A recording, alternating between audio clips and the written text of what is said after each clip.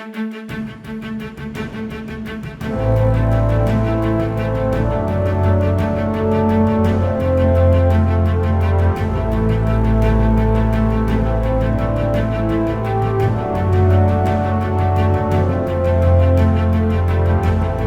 the American victory at the Battle of Lake Erie, British forces in southwestern Upper Canada under Major General Henry Proctor faced a dire situation.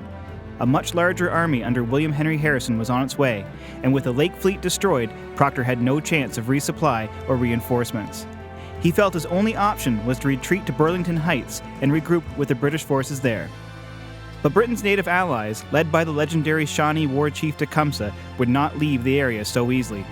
Their homeland was to the west, and retreating east would leave their families and homes vulnerable to American attack. Tecumseh and the native warriors felt betrayed.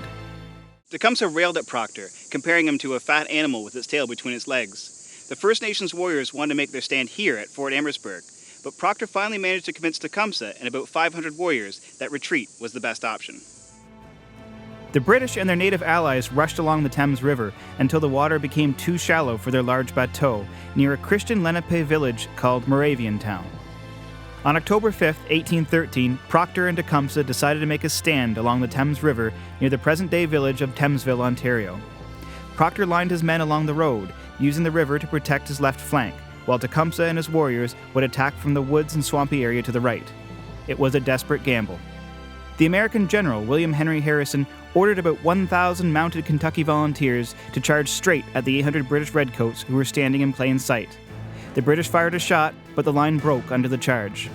Proctor and 250 of his men immediately ran, leaving the rest of the army to be captured. Meanwhile, Tecumseh and his warriors drew the American horsemen into the swamp and put up heavy resistance. It was at this point that Tecumseh was killed.